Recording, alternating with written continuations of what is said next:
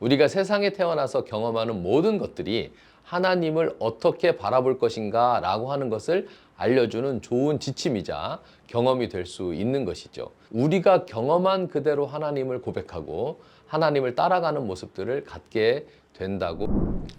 자, 그러면 우리가 하나님을 바라보는 시각이 왜 사람마다 다를까요?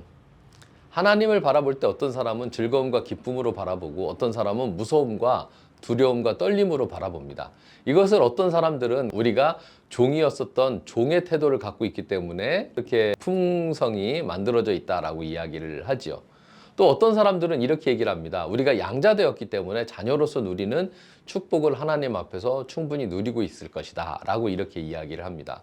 그러면 우리가 신학대로 이전에는 죄의 자녀이었으나 이제는 하나님의 자녀로 편입되었다고 이야기를 한다면 우리가 하나님의 그 자녀로서 충분히 누려야 되는데 이전의 습성을 버리지 못했기 때문에 이전의 모습대로 두려움과 떨림을 가지고 살고 있다고 이야기를 하기도 합니다.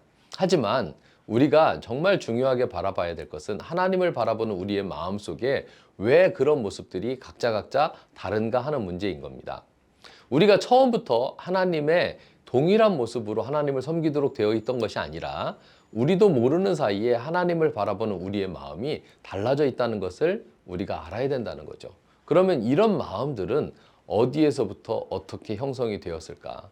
또 세상을 바라보는 나의 마음은 어떻게 만들어졌을까? 이것을 찾아가는 것은 굉장히 중요한 부분이라고 할 수 있습니다.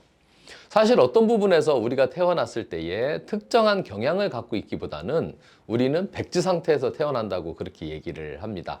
아무것도 그려지지 않은 하얀 도화지처럼 무엇을 어떻게 그리느냐에 따라서 우리의 인생이 달라지고 우리의 삶이 달라지는 거거든요.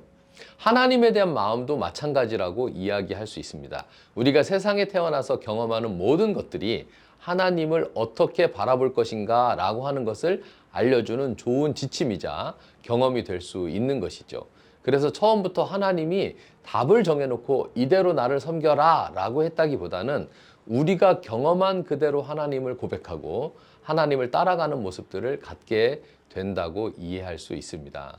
그래서 이런 부분들이 사실 우리들에게 굉장히 중요하게 다가올 수 있는데 많은 분들이 신앙생활을 하면서 이런 것들은 잘 생각하지 않아요.